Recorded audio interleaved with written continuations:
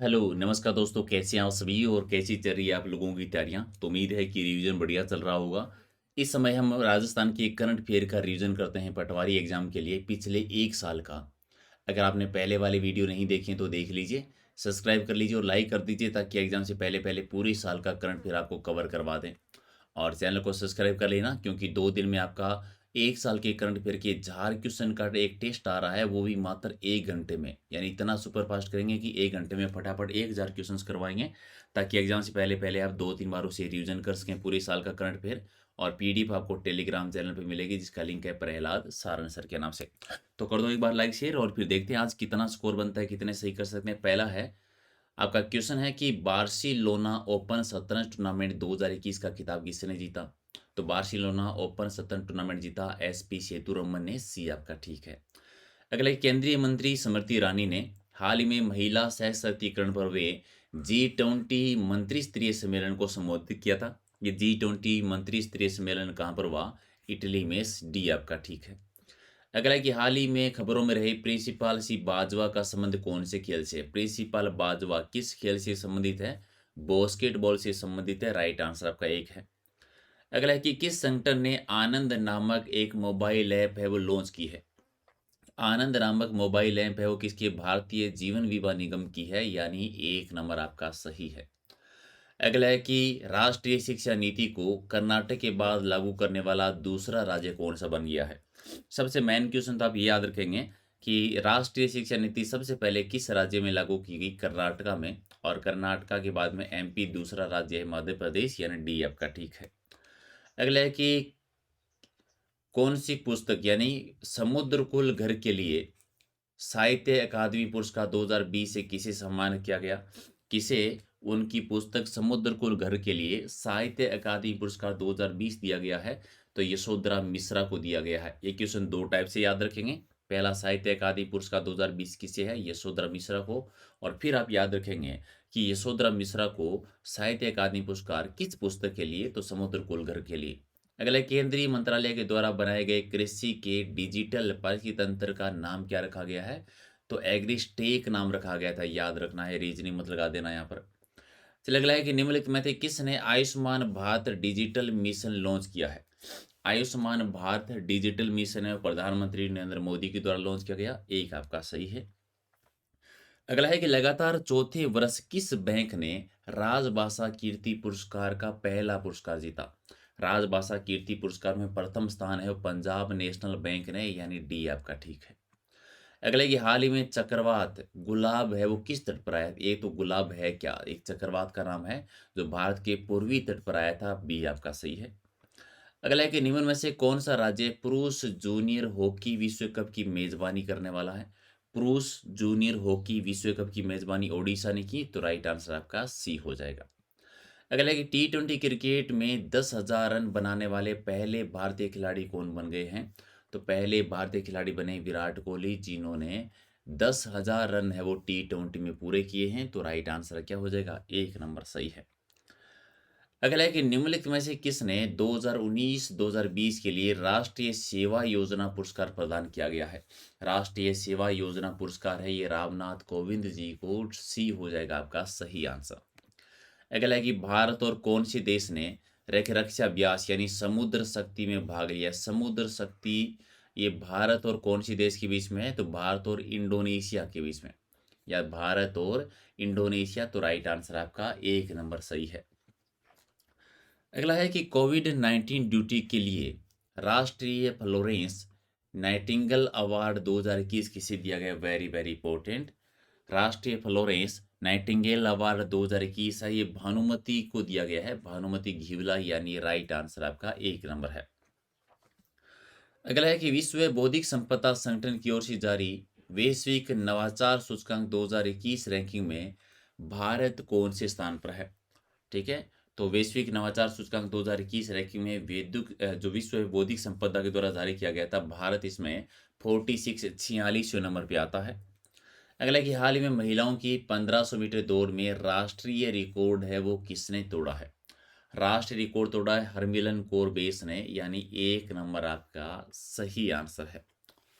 चलिए अगला प्रश्न देखिए, वेरी वेरी इंपॉर्टेंट, कि जीएसटी परिषद की 45वीं बैठक किस शहर में आयोजित की गई? तो जीएसटी परिषद की 45वीं बैठक हुई थी लखनऊ में, नवाबों के शहर में। अब मोस्ट इंपॉर्टेंट क्वेश्चन, आप इसको एक तरीके से और याद रखेंगे कि हाल ही में लखनऊ में हुई जीएसटी परिषद की बैठक का कौन सा संस्करण हुआ, या ये कौन सी बैठक थी? तो 45वीं, कहाँ पर? लखनऊ में। अगला है कि भारत के किस खिलाड़ी ने हाल ही में लगातार दूसरी बार एशियाई स्नूकर चैंपियनशिप खिताब अपने नाम किया है? एशियाई स्कूनर चैंपियनशिप खिताब दूसरी बार लगातार है, पंकज आडवाणी ने। डी आपका सही है। अगला है कि human rights and terrorism in India एक पुस्तक है, और इस पुस्तक के रचयिता कौन है? सुब्रमण्यम स्वामी जी हैं। तो राइट आंसर आपका 1 नंबर। अगला है कि प्रधानमंत्री नरेंद्र मोदी ने 15 सितंबर 2021 को किस टीवी को लॉन्च किया? 15 सितंबर 2021 को कौन सा टीवी लॉन्च किया गया? तो संसद टीवी लॉन्च किया गया, यानी सी हो जाएगा आपका राइट आंसर। अगला प्रश्न देखिए, नेक्स्ट है कि किस मंत्रालय ने स्वच्छ सर्वेक्षण ग्रामीण 2021 लॉन्च किया है?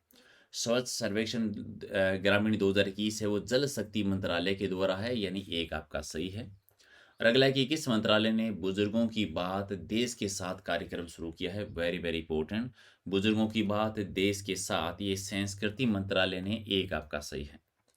अगला है कि टोक्यो पैरालंपिक स्पर्धा में भारत के लिए चौथा स्वर्ण पदक जीतने वाले प्रमोद भगत किस खेल से संबंधित है? टोक्यो पैरालंपिक में चौथा स्वर्ण पदक जीतने वाले प्रमोद भगत जो है बैडमिंटन से संबंधित है, यानी सी हो जाएगा आपका राइट आंसर। अगला है कि किस राज्य सरकार ने हाल ही में मुख्यमंत्री किसान मित्र योजना शुरू की है? मुख्यमंत्री किसान मित्र योजना ये राजस्थान सरकार के द्वारा की गई है। डी आपका सही आंसर। अगला है कि हाल ही में इको फ्रेंडली तरीके से माउंट आबू एवरेस्ट को फतेह करने वाले हर्षवर्धन जोशी का संबंध राजस्थान के किस जिले से है? हर्षवर्धन जोशी हैं, ये सीकर जिले से हैं। बी आपका ठीक है। अगला है कि राजस्थान का चौथा टाइगर रिजर्व किस जिले में बनेगा? कौन सा बन गया है अभी? बूंदी में रामगढ़। आप बता दो पांचवा, फिफ्थ कौन सा है? ठीक है, कमेंट करके जरूर बताना, मैंने पहले भी बताया है फिफ्थ कौन सा है। अगला है कि एशियाई बॉक्सिंग चैंपियनशिप में स्वर्ण पदक दिलाने वाले खिलाड़ी कौन है? एशियाई बॉक्सिंग चैंपियनशिप में स्वर्ण पदक दिलाया संजीत सिंह ने। संजीत सिंह, यानी राइट आंसर आपका सी हो जाएगा इसका सही आंसर। अगला प्रश्न देखिए कि जून में जो रिपोर्ट आई थी उसी के अकॉर्डिंग है कि राजस्थान में दुग्ध उत्पादन में कौन सा स्थान है? पहले स्थान पर है, दूसरे पर है, तीसरे पर है, या चौथा है? तो राजस्थान इस मामले में कौन से स्थान पर आता है? तो दूध उत्पादन के मामले में राजस्थान दूसरे स्थान पर है, यानी राइट आंसर आपका बी हो जाएगा। अगला है कि राज्य का दूसरा परमाणु विद्युत ग्रह कहाँ प्रस्तावित है और उसकी क्षमता कितनी है? रावत बाटा तो आपको पहला याद ही है। आपको बताना है दूसरा, दूसरा बनेगा बांसवाड़ा में। तो बांसवाड़ा की तो दो ऑप्शन है, कितना है? 2800 मेगावाट। दूसरा परमाणु विद्युत गृह बांसवाड़ा में माही नदी, और कितने मेगावाट? 2800 मेगावाट का याद रखेंगे। चलिए अगला क्वेश्चन आपका है कि दिसंबर 2020 तक राजस्थान में पवन ऊर्जा का कितना उत्पादन हो रहा था? Very very important. चलिए ये बता दिए, पवन ऊर्जा का 3734.10 मेगावाट का उत्पादन है टोटल। तो राइट आंसर आपका एक है। अगला कि जल संरक्षण और जलवायु परिवर्तन प्रोजेक्ट के तहत राजस्थान के कौन कौन सी जिलों का चयन हुआ है अभी? ठीक है, राजस्थान के कौन कौन से जिलों का चयन किया गया है? तो जोधपुर, सॉरी, बीकानेर और हनुमानगढ़ का एक आपका सही आंसर है। अगला आपका क्वेश्चन है कि केंद्रीय साहित्य अकादमी की ओर से राजस्थानी बाल साहित्य पुरस्कार किसे दिया गया है? राजस्थानी बाल साहित्य पुरस्कार किसे दिया गया है? तो डॉक्टर मंगल बादल को, यानी बी आपका ठीक है। नेक्स्ट क्वेश्चन आपका है कि प्रधानमंत्री नरेंद्र मोदी ने राजस्थान के किस जिले में स्टेच्यू ऑफ पीस का उद्घाटन किया है? राजस्थान के किस जिले में स्टेच्यू ऑफ पीस का उद्घाटन किया है? तो पाली जिले में किया है। तो राइट आंसर आपका 1 नंबर सही आंसर है। तो कितने आपने सही किए कमेंट करके बता देना, सब्सक्राइब कर लेना, क्योंकि 2 दिन में पूरे 1 साल के 1000 करंट अफेयर की मोस्ट इंपॉर्टेंट सीरीज आ रही है, और इस सीरीज़ में हम 1 घंटे में पूरे क्वेश्चन करेंगे सुपर फास्ट तरीके से, ताकि आप बार-बार उसका रिवीजन कर सकें। पीडीएफ सभी मिलेगी टेलीग्राम चैनल पे, जिसका लिंक है प्रहलाद सारंग सर के नाम से। और याद रखिए, रात को डेली 8 बजे एक हम लाइव टेस्ट करते हैं, ऐसे टॉपिक जहाँ से आपके क्वेश्चन ज़्यादा आते हैं। कल हमने पशुपालन पर किया था और आज का हमारा टॉपिक है वन संपदा। तो रात को 8 बजे डेली रेडी रहना सभी, और वीडियो को लाइक शेयर आप ज़रूर कर दीजिएगा, ताकि 1 साल का हमारा जो टारगेट है वो फटाफट कंप्लीट हो जाए। मिलते हैं अगले वीडियो में। बहुत बहुत धन्यवाद।